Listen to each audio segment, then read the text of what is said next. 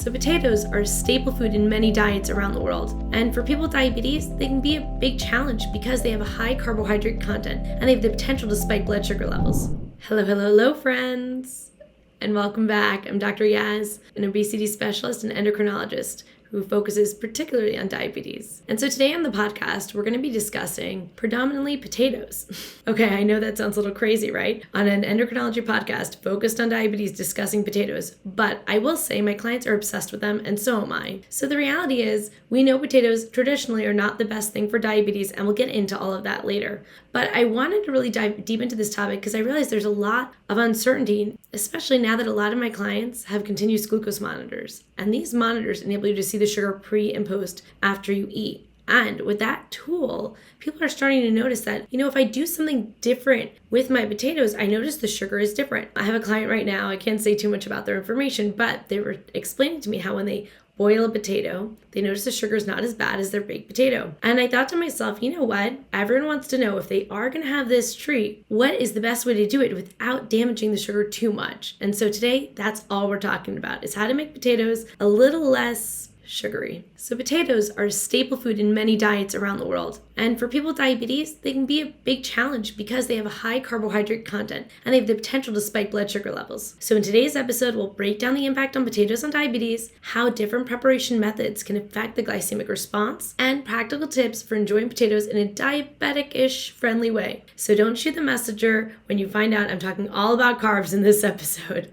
Understanding how to prepare and pair potatoes with other foods can make a significant difference in managing your blood sugar levels. So today we'll dive into the science behind the glycemic index, explore the impact of potatoes on glucose metabolism, and provide expert tips and recipes to help you enjoy potatoes without the spike in blood sugar, or at least not as much of a spike as it could be. So let's get started and cover the best ways to incorporate these foods into a way that's not so bad for you. All right, so in the first section, we're going to discuss understanding the glycemic index and potatoes. So the glycemic index is a ranking system that measures how quickly carbohydrate-containing food raises the blood sugar levels. And foods are assigned a GI value based on their impact on blood sugar compared to pure glucose in water, which has a GI index of 100. So foods with a high GI are rapidly digested and absorbed and lead to quick spikes in blood sugar levels, while those with a lower GI index are digested and absorbed more slowly, resulting in gradual increases in blood sugar. See, the GI index is particularly significant in diabetes because maintaining stable blood sugars is crucial to preventing complications and managing the disease effectively. So high GI foods can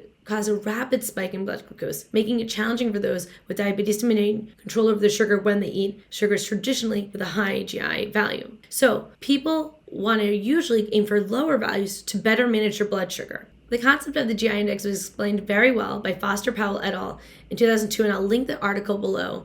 And they basically looked at these GI values for various foods and looked at their impact on the glucose levels. But what you really need to understand is that the study highlighted the importance of understanding the GI index with foods to help control sugars. See, understanding this will help you have better choices in the future. And by incorporating more low GI foods like, legumes, meat, green vegetables that help balance the blood sugar and prevent rapid spikes is kind of the key with diabetes. So big picture, let me give you a little breakdown into the scale. So a GI scale in the low 55 or less is considered more of a safe food. Medium is 56 to 69, and then high is considered 70 or higher. Now, high the GI foods cause a spike in blood sugar, while low GI foods lead to a slower, more controlled increase. So understanding this is crucial because if you are going to have something with a high GI index, basically like something like potatoes, you really want to pair it with something low before, because if you have a low, GI food like protein and fats and high fiber green vegetables, this will slow the digestion and absorption of the carbohydrate, leading to a gradual increase in blood sugar rather than a big spike. So when you apply this, it'll really help your overall sugar levels regardless of what you do with the potato. So that's tip number one.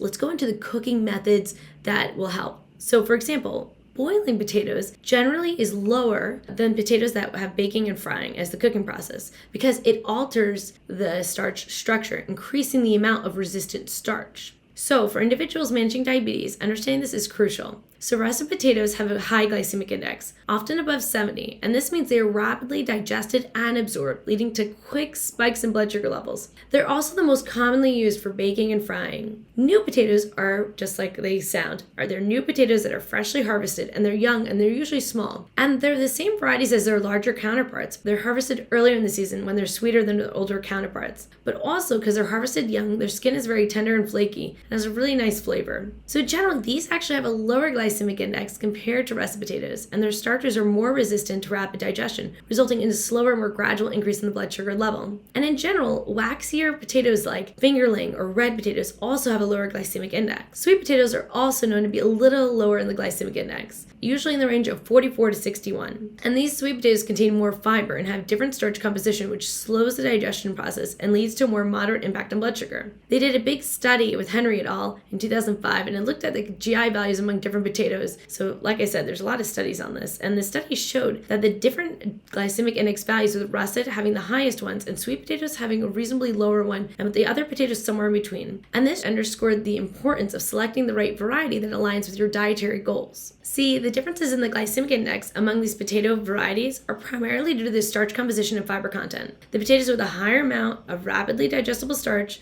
and lower fiber content had a higher glycemic index. And then those with a higher amount of resistant starch and fiber have a lower glycemic index value, which helps monitoring the glucose very well. So when you look at these different potato varieties, you really want to look at their impact on the blood sugar and also their nutritional content. So the higher the amount of fiber, the better it is. So the importance of choosing a lower glycemic index variety really is just if you like them equally. Now, I understand a lot of people don't love sweet potatoes. So if you don't love sweet potatoes, don't just eat them because you think it's better for you, because it's still a potato and the sugar levels are still going to be predominantly a little bit higher. So I only want you to really do that if it's something that you feel is equal, like maybe fingerling potatoes versus a big baked potato.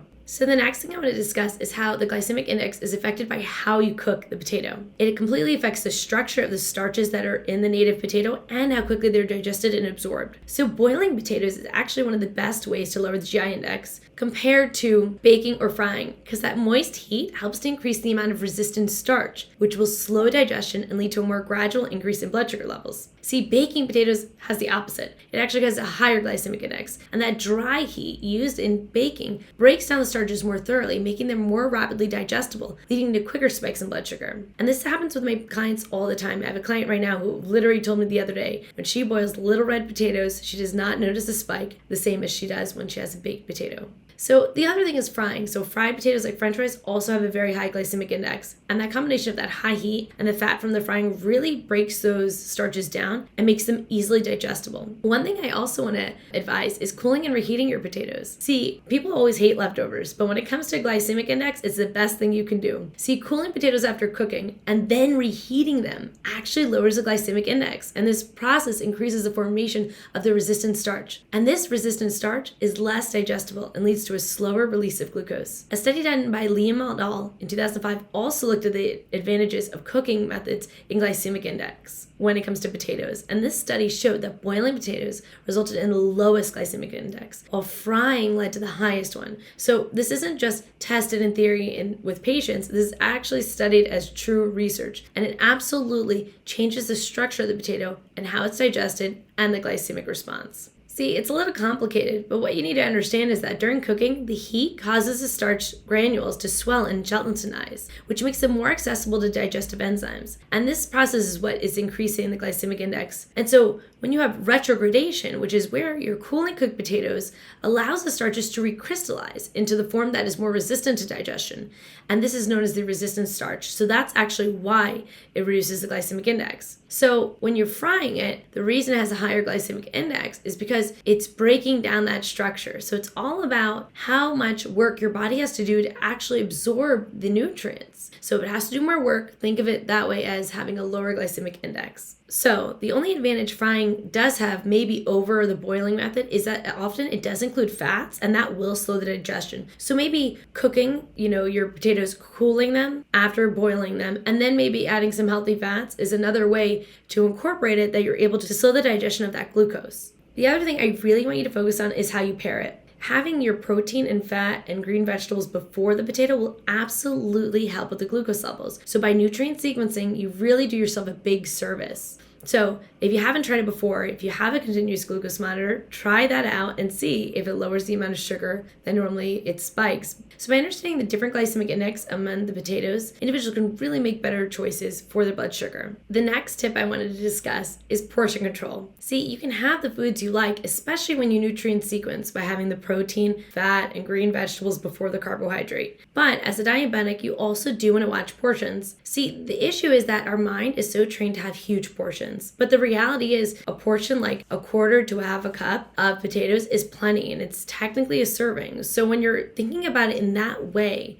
really try to focus in the beginning at measuring your serving or getting a really good eyeball method to know how much you're eating.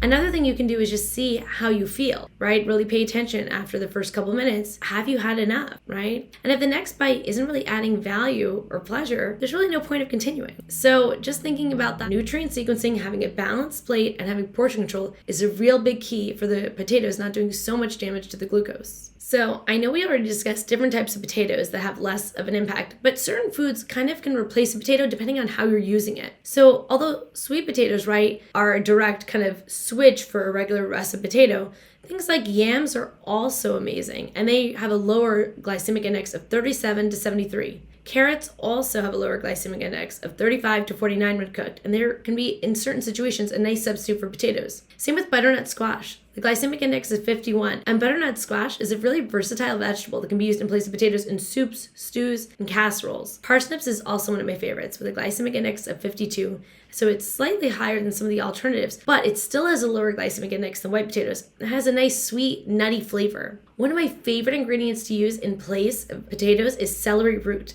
Yes, celery root. It's like a big bulb, white bulb, and it can be mashed, roasted, and cooked in soups, and it really adds that kind of thick flavoring when you're making an awesome stew or soup. Another one is turnips. See, turnips glycemic index is only 62, and it's a root vegetable that can be roasted, mashed, or added to soups and stews as a substitute for potatoes. And of course, there's also cauliflower. See, the glycemic index of cauliflower is only 15 to 30, and it's used as a low-carb substitute. I love these especially frozen when they have the frozen cauliflower mash. If you add good flavorings like maybe some butter or olive oil, salt and pepper, it really tastes very similar. Another one is chickpeas. It's not quite the same texture-wise, but if you're wanting that kind of thickness in a mashed kind of sense, it can be very similar. And the glycemic index for this is 28 to 42. These can be used in lieu of potatoes in things like salads, curries, stews, and this alternation by switching with portion control, cooking it properly, or maybe adding a swap is how you get balance and can really enjoy the foods you like. Another thing I would say, if you are going to eat potatoes, after cooling them and boiling them, in any way you want to prepare it that basically makes it better, toppings are always necessary, right? So when you're having a potato, certain toppings can actually be beneficial. So by adding something that is acidic, like vinegar or lemon juice, this can actually lower the glycemic index of the potato. So the best way you can do this is, say you're having like a potato salad, you can incorporate the lemon and part of the vinaigrette.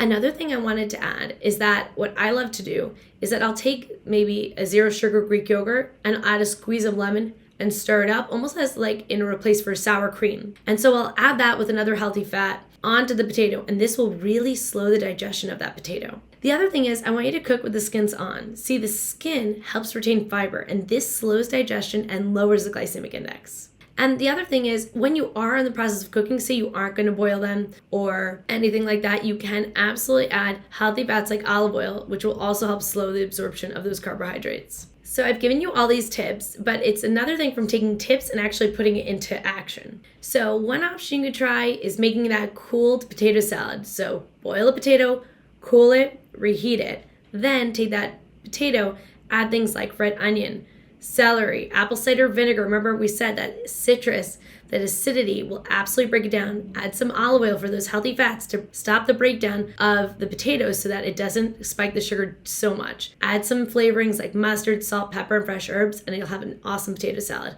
And remember to keep it portion controlled. Another option is a baked sweet potato. Say you decide instead of baking it to maybe boil it, right? And then you might want to even put it quickly, like for a minute in the air fryer, just to kind of get it crispy on the outside if you don't like that boiled kind of texture. And then take the sweet potato that's already lower in glycemic index and now has been boiled, cooled, reheated to stop the glycemic index. from spiking. So take that baked potato that you've boiled, right? Reheated, getting it crispy in the air fryer just for a minute. And then with that potato that's tender, add things like black beans, which have great fiber, diced avocado for healthy fats, and a squeeze of lime juice that'll help prevent the sugar from spiking. So see, what we're doing is we're taking it, we're boiling it, we're cooling it, we're adding acidity, we're adding healthy fats, and we're adding fiber, all to lower the amount that it's going to spike your blood sugar. So you're still having something awesome and delicious, it's just taking a little more intentionality and thought.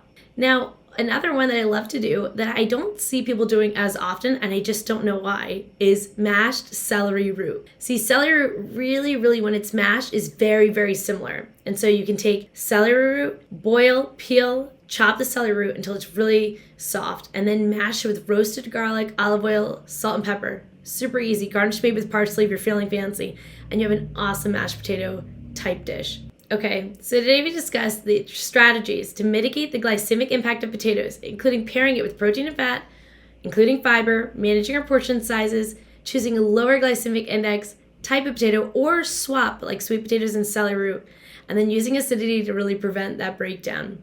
So we discussed the best practices, so go on, enjoy your potato. Because the thing is, with diabetes, it's all about balance. And so if I give you one script on the Vitality prescription today, is to live in balance. You have to enjoy your life and eat foods. You just have to learn different strategies to stop it from hurting your goals. That's it for this one. I'll see you in the next.